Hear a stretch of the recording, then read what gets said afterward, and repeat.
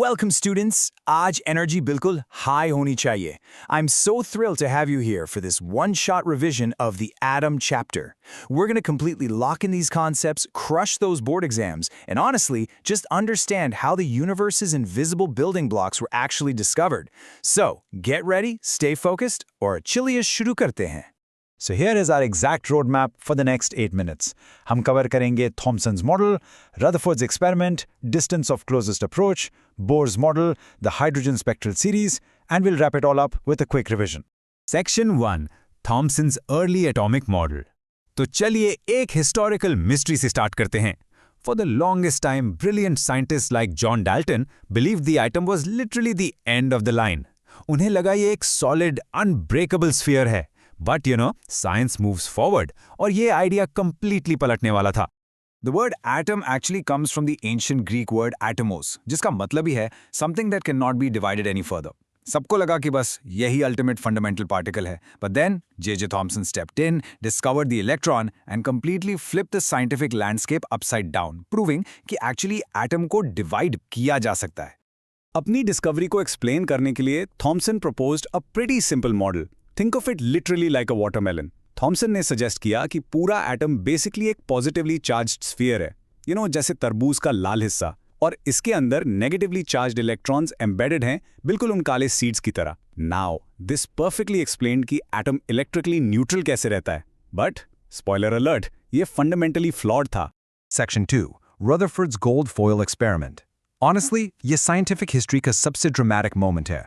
The crazy part is, Rutherford actually just wanted to prove his teacher, J.J. Thomson, right. He literally just wanted to confirm that watermelon model. But instead, उन्होंने पूरी scientific community को completely shock कर दिया.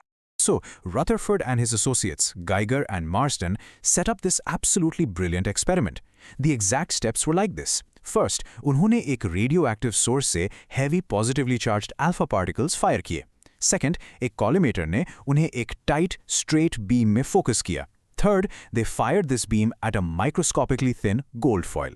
और finally, एक zinc sulfide screen हर hit पर एक flash के साथ light up हुई. The setup is fascinating. A heavy lead block holds the radioactive source, keeping the researchers safe. The beam then passes through collimator slits और इस incredibly thin gold foil को hit करती है. But the true genius part?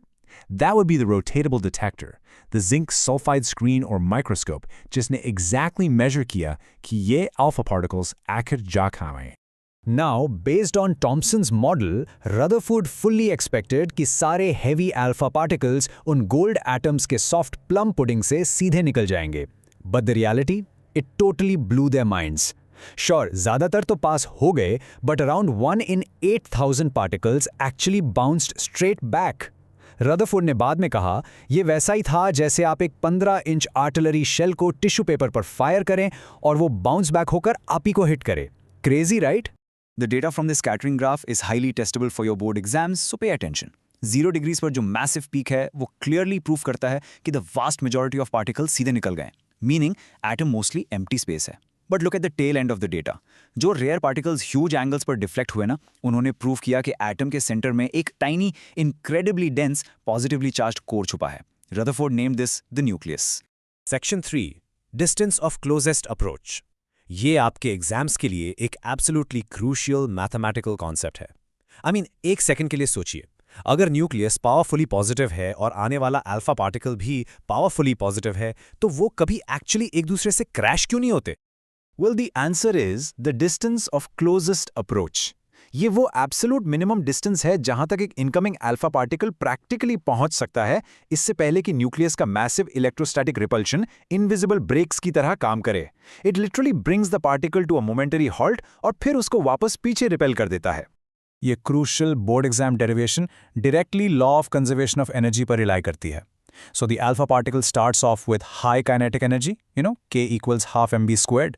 जैसे ही वो nucleus के पास आता है, that kinetic energy entirely converts into electrostatic potential energy at the exact stopping point.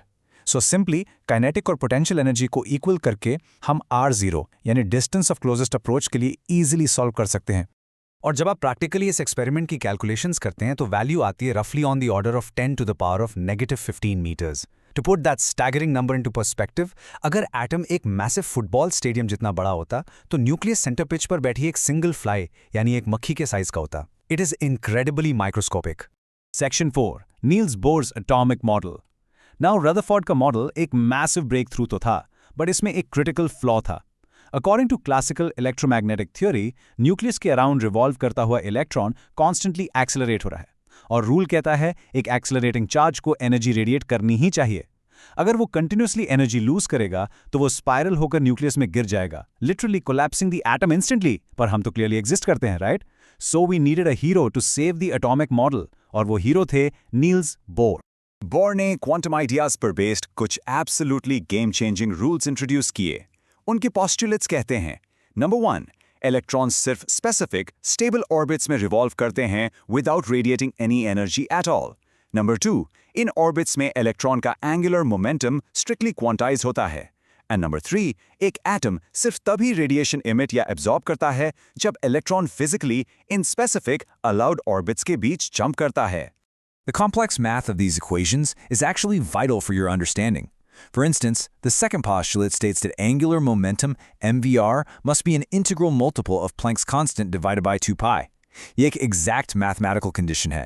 और third postulate clearly show करता है कि jump के time emitted light की frequency उन दो specific orbits के energy difference के exactly proportional होती है. और यहाँ से आता है the total energy calculation of an electron. So 13.6 electron volts के आगे जो नेगेटिव साइन है ना, दैट इज इनक्रेडिबली इंपॉर्टेंट. ये सिग्निफाई करता है कि इलेक्ट्रॉन पॉजिटिव न्यूक्लियस से फिजिकली बाउंड है. बेसिकली उसके पास इतनी एनर्जी नहीं है कि वो खुद एस्केप कर सके. इसे फ्री होने के लिए उसको एक्सटर्नल एनर्जी की जरूरत होती है. Section 5, hydrogen spectral series. So जब ये इलेक्ट्रॉन्स उन ऑर्बिट्स के बीच जंप लगाते हैं तो आखिर हमें इफेक्टिवली दिखता क्या है? वेल, ये कॉन्सेप्ट हमें सीधा ले जाता है एटॉमिक स्पेक्ट्रा की ब्यूटीफुल वर्ल्ड में.